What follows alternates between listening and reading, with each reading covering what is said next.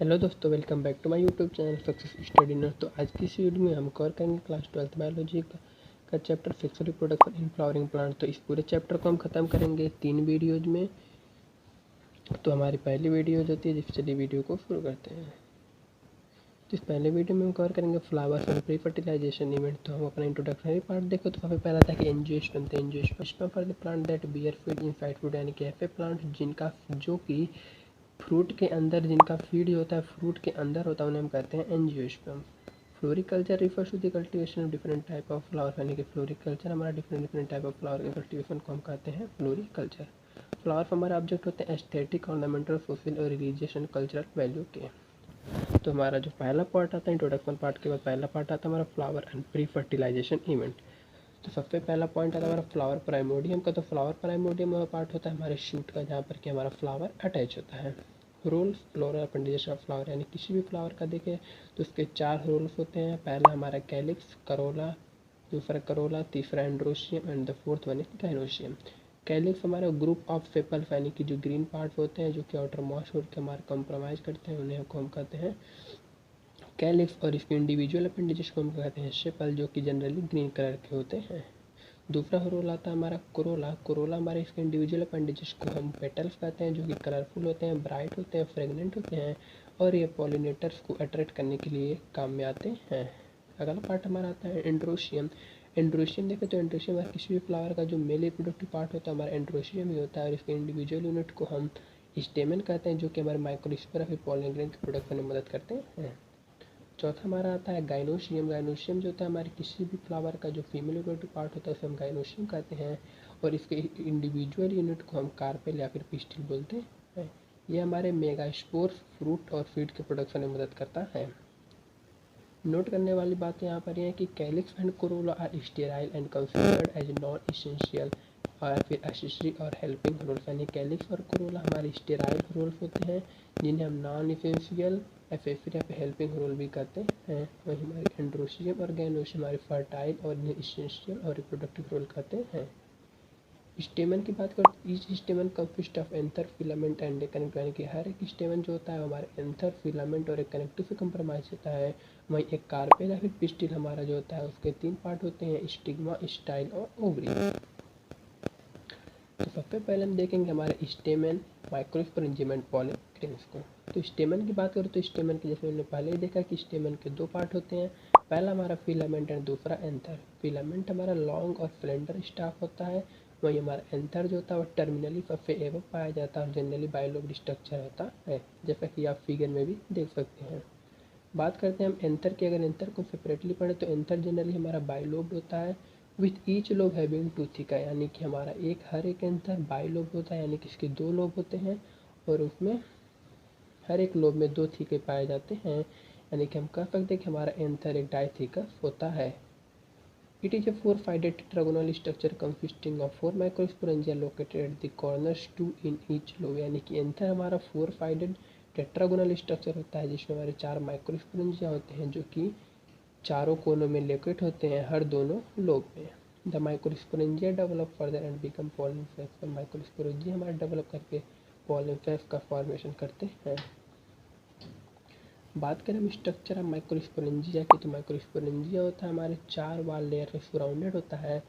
The epidermis, endothecium, middle layer and tapetum, यानी कि इसके कितने वाल लेयर सराउंडिंग होते हैं? 4। पहला हमारा एपिडर्मिस, दूसरा इंडोथीशियम, तीसरा middle layer and the last one is tapetum. Figure में भी आप देख सकते हैं। तो जो हमारे देखिए जो हमारे एपिडर्मिस, इंडोथीशियम और मिडल लेयर होते हैं, ये हमारे प्रोटेक्टिव लेयर होते हैं और हमारे एंथर्स को फटने में मदद करते हैं, जिससे कि हमारे पॉलन ग्रेन्स रिलीज हो सकें।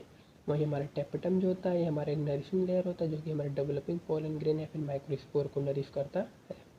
व्हेन एंथर इज यंग, यानी कि जब एंथर हमारा यंग होता है, जब वो मैच्योर नहीं रहा हुआ रहता है, तो एक group of compactly arrange homogeneous cells called the sporogenous tissue occupy the centre of इस माइक्रोस्पोरेंजिया, यानी कि जब हमारा एंथर यंग होता है तो कॉम्पैक्टली अरेंज होमोजीनियस सेल्स के जो ग्रुप होते हैं हमारे हर एक माइक्रोस्पोरेंजिया के सेंटर को ऑक्यूपाई किए रहते हैं, जिससे हम स्पोरोजीनियस टिश्यू कहते हैं।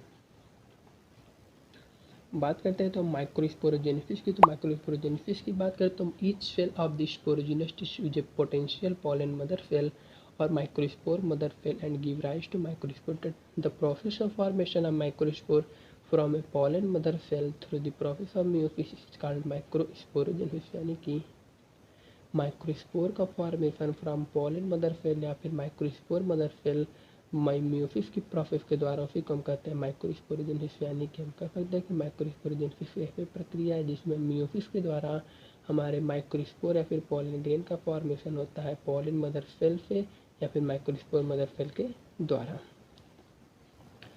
देखिए हम as anther mature fan dehydrate, यानी कि जैसे जैसे हमारा एंथर मैच्योर करता है और डिहाइड्रेट करता है तो जो माइक्रोस्पोर होते हैं डिसोसिएट होते हैं एक दूसरे से और पॉलन ग्रेन के रूप में डेवलप करने लगते हैं। Each microspore enzyme has several thousands of microspore और pollen grain which are release with the addition of anther, यानी कि हर एक माइक्रोस्पोर एंजाइम जो होता है उसमें सेवरल थाउजेंड्स ऑफ माइक्रोस्पोर होते हैं या फिर पॉलन ग्रेन्स होते हैं जो कि हमारे एंथर के फटने पर रिलीज करते हैं। अगला पॉइंट हमारा आता है पॉलन ग्रेन्स को। तो पॉलन ग्रेन्स को मेल गैमेटोफाइट के नाम से भी जाना जाता है। पॉलन ग्रेन के शेप और साइज की बात करें तो पॉलन ग्रेन जनरली हमारे स्पेरिकल शेप का होता है जिसकी साइज 25 to 50 मिलीमीटर होती है डायमीटर में और हर एक पॉलन ग्रेन हमारा 2 बार लेयर से घिरा होता है। जो हमारा आउटर मोस्ट लेयर होता है उसे हम कहते हैं एग्जाइन जो कि हमारे स्पोरोपोलिन से बना होता है और जो इनर लेयर होता है उसे हम कहते हैं एंटाइन जो कि सेलुलोज और पेक्टिन से बना होता है। बात करें हम अपन स्पोरुलिन की जो कि हमारे आउटर मोस्ट लेयर एग्जाइन को कंपोज करता है तो स्पोरोपोलिन हमारा जो होता है मोस्ट रेजिस्टेंट ऑर्गेनिक मटेरियल होता है जो कि high temperature strong acid alkalis को भी सर्वाइव कर जाता है और कोई भी एंजाइम इसको डिग्रेड नहीं कर सकता है। और इसी यही कारण होता है कि हमारे पॉलन ग्रेन्स हमारे फॉसिल्स के रूप में भी पाए जाते हैं। बात करें जर्मपोर की तो देखिए पॉलन ग्रेन क्या, पॉलन ग्रेन में वह जगह जहाँ पर हमारा एग्जाइन प्रेजेंट नहीं होता है उसी को हम जर्मपोर कहते हैं और जर्मपोर के रास्ते ही हमारा पॉलन ट्यूब ग्रो करता है। यानी कि prominent aperture for pollen grain where sporopollenin in different, यानी कि छोटे छोटे अपर्चर हमारे पॉलन ग्रेन पे पाए जाते हैं जहाँ पर हमारे स्पोरोपोलिन अपसेंट रहता है। Through it pollen tube grow, और इस जर्मपोर ही वह जगह है जिसके थ्रू हमारा पॉलन ट्यूब ग्रो करता है।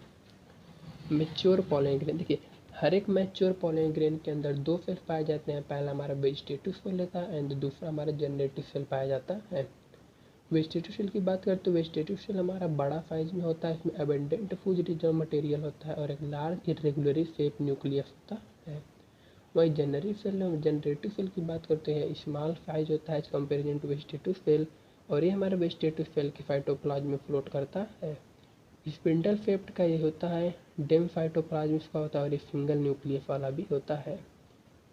नोट करने वाली बात है कि पॉलन फेड को पॉलन कैसे तो 60% जिसमें की बात करते हैं इसमें जिस पर हमें पॉलन हमारा अपने पेरेंट प्लांट पे तब फेड करता है जब उसके अंदर 2 ही सेल होते हैं, एक वेजिटेटिव सेल एक जनरेटिव सेल में। 40% जिस पर हम की बात करें तो वह तब फेड होता है उनका पॉलन ग्रेन जब वह 3 सेल्ड स्टेज में होते हैं, यानी कि उनका जनरेटिव सेल डिवाइड करके 2 सेल बना लेता है माइटोटिकली।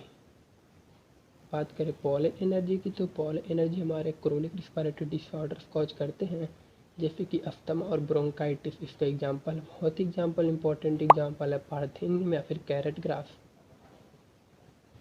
था। पॉलन ग्रेन्स हमारे न्यूट्रिएंट्स में भी रिच होते हैं। पॉलन ग्रेन्स की स्टोरेज, पॉलन ग्रेन को हम स्टोर करते हैं -196 डिग्री सेल्सियस पे लिक्विड नाइट्रोजन में। पॉलन वाइबिलिटी देखें तो राइस और वीट जो होती है उनका पॉलन वाइबिलिटी 30 मिनट होता है। वही रोजेसी, लेगुमिनेसी और सोलेनेसी फैमिलीज के प्लांट्स का जो पॉलन वाइबिलिटी होता है वह कुछ महीनों तक होता है। बात करें हम अपने the pistil megasporangium and ovule और एम्ब्रियोसेक की। द पिस्टिल और gynoecium it represent the female reproductive part of plant, यानी कि जो पिस्टिल होता है या फिर जो गाइनोसियम होता है हमारे फीमेल रिप्रोडक्टिव पार्ट को फ्लावर को कंप्रोमाइज करता है। इट में कंसिस्ट ऑफ 1 पिस्टिल और कार्पेल, यानी कि अगर एक पिस्टिल कार या फिर कार्पेल होगा तो उसे मोनोकार्पेलरी कहेंगे, 2 कार्पेल होगा तो बाई कार्पेलरी और 3 कार्पेल होगा तो ट्राई कार्पेलरी और बहुत सारे होंगे तो मल्टी कार्पेलरी। इट में भी सिन कार्पस, यानी कि अगर एक से अधिक पिस्टिल प्रेजेंट है फिर कार्पेल प्रेजेंट है और वह आपस में फ्यूज है तो सिन कार्पस हो सकता है जैसे कि हमारे पपावेर और फ्रेनम में पाया जाता है। वहीं एपोकार्पस यानी कि कार्पल्स हमारे फ्री रहेंगे, मतलब एक से अधिक रहेंगे पर वो फ्री रहेंगे तो उससे कहेंगे हम उस कंडीशन को कहेंगे एपोकार्पस, जो कि हमारे माइसीलिया और रोज में पाया जाता है। इसके पार्ट्स देखें तो हमारा हर एक पिस्टिल जो है फिर कार्पेल होता है, इसके 3 पार्ट होते हैं। पहला हमारा स्टिग्मा, स्टाइल, फिर हमारा ओवरी। ओवरियल लोक्यूलर कैविटी में हमारा इनसाइड ओवरी के प्रेजेंट होता है, जहाँ पर हमारा प्लेसेंटा लोकेट होता है। और मेगास्पोरेंजियम जो होता है हमारे प्लेसेंटा से एराइज होता है। बात करें मेगास्पोरेंजियम को, तो मेगास्पोरेंजियम को हमें ओव्यूल भी कहा जाता है। द ओव्यूल इज इंटेगुमेंटेड मेगास्पोरेंजियम, यानी कि ओव्यूल एक इंटेगुमेंटेड मेगास्पोरेंजियम होता है। वही बात करें फ्यूनिकल की, तो फ्यूनिकल एक स्टाक होता है which help in the attachment of ovule with placenta, यानी कि फ्यूनिकल एक स्टाक, एक डंडे लाइक स्ट्रक्चर होता है जो कि हमारे ओव्यूल का अटैचमेंट में मदद करता है प्लेसेंटा से। हाइलम की बात करें तो हाइलम जो हमारे ओव्यूल और फ्यूनिकल के बीच में जो जंक्शन बनता है उसे हाइलम कहते हैं। इंटीगुमेंट्स हमारे 1 या फिर 2 प्रोटेक्टिव इन्वेलप होते हैं। हर एक ओव्यूल के एक या एक से अधिक प्रोटेक्टिव लेयर्स होते हैं जिन्हें हम इंटीगुमेंट भी कहते हैं। माइक्रोपाइल एक स्मॉल ओपनिंग होता है टिप ऑफ ओव्यूल के। वहीं बात करें तो चैलेजा की, तो चैलेजा हमारा बेसल पार्ट होता है हमारा ओव्यूल का, अब जो कि माइक्रोपाइल इंड के जस्ट अपोजिट होता है। न्यूक्लियस की बात करें तो न्यूक्लियस हमारा मास ऑफ सेल होता है enclose within the integument. इसके सेल्फ जो होते हैं रिच होते हैं अबंडेंट फूड मटेरियल में। An ovule generally has a single embryo sac और फीमेल गैमेटोफाइट, यानी एक ओव्यूल में जनरली एक ही एम्ब्रियो सैक होता है या फिर फीमेल गैमेटोफाइट पाया जाता है। बात करें मेगास्पोरोजेनेसिस की, तो the process of formation of megaspore from megaspore mother cell और एमसी इज कॉल्ड मेगास्पोरोजेनेसिस, यानी कि हमारे मेगास्पोर का फॉर्मेशन मेगास्पोर मदर सेल द्वारा एक उसी को हम प्रोसेस को कहते हैं मेगास्पोरोजेनेसिस। और यहाँ पर किस प्रक्रिया द्वारा होता है, तो ये मियोसिस द्वारा होता है। Meiosis result in the formation of 4 megaspore, यानी कि जब मियोसिस हो जाता है तो हमारे 4 मेगास्पोर प्रोड्यूस होते हैं। बात करते हैं एम्ब्रियो सैक या फिर फीमेल गैमेटोफाइट की, तो इन majority of flowering plant one of the megaspore is functional will the other 3 degenerate, यानी कि मेगास्पोरोजेनेसिस के दौरान जब हमारे 4 मेगास्पोर फॉर्मेशन होते हैं तो उसमें मेजॉरिटी ऑफ प्लांट्स में एक मेगास्पोर हमारा फंक्शनल रहता है और 3 अदर डिजेनरेट हो जाते हैं। Only the functional megaspore develop into the female gametophyte, और जो फंक्शनल मेगास्पोर बचता है वही हमारे फीमेल गैमेटोफाइट या फिर हमारे एम्ब्रियो सैक में डेवलप करता है। और इस मेथड की एम्ब्रियो सैक के फॉर्मेशन के मेथड के हम कहते हैं monosporic development. In formation of embryo sac देखिए nucleus of functional megaspore mitosis करता है तो 2 न्यूक्लिएट एम्ब्रियो सैक बनाता है जो फर्दर माइटोसिस करता है, 4 न्यूक्लिएट एम्ब्रियो सैक बनाता है जो फर्दर माइटोसिस करता है, और हमारे 8 न्यूक्लिएट एम्ब्रियो सैक बनाता है। 6 of 8 nuclei are surrounded by cells, और इन 8 न्यूक्लियस में से हमारे 6 न्यूक्लियस जो होते हैं हमारे सराउंड होते हैं सेल वॉल से और ऑर्गेनाइज जाते हैं सेल में। वहीं रिमेनिंग 2 न्यूक्लियस जो होते हैं हमारे जिन्हें पोलर न्यूक्लियाई कहते हैं सिचुएट होते हैं हमारे एगापार्टस के बिलो जो लार्ज सेंट्रल सेल में। अब देखिए अब इन 8 सेल्स में से हमारे 3 सेल्स जो होते हैं वो ग्रुप हो जाते हैं टुगेदर, एक साथ ग्रुप करके माइक्रोपाइलर एंड पे चले जाते हैं जो कि हमारे एगापार्टस को कंप्रोमाइज करते हैं, जिसमें हमारे 2 एनर्जिड और एक सेल पाया जाता है। वहीं 3 सेल्स जो होते हैं हमारे चैलेंजर एंड पे चले जाते हैं जिन्हें हम एंटीपोडल्स कहते हैं, एंटीपोडल सेल कहते हैं। और एक हमारा लार्ज सेंट्रल सेल होता है जिसमें हमारे 2 पोलर न्यूक्लियाई होते हैं। और इस प्रकार हमारे एक टिपिकल एंजियोस्पर्म के एम्ब्रियो सैक में हमारे मैच्योरिटी पे 8 न्यूक्लिएट और 7 फोल्ड कंडीशन पाया जाता है। तो आज की इस वीडियो में बस इतना ही। अगर आपको वीडियो पसंद आए तो वीडियो को एक लाइक करके चैनल को सब्सक्राइब कर लीजिएगा और बेल आइकन में प्रेस कर लीजिएगा जिससे हमारे आने वाली हर एक वीडियोज़ की नोटिफिकेशन आपको मिलती रहे। Thank you.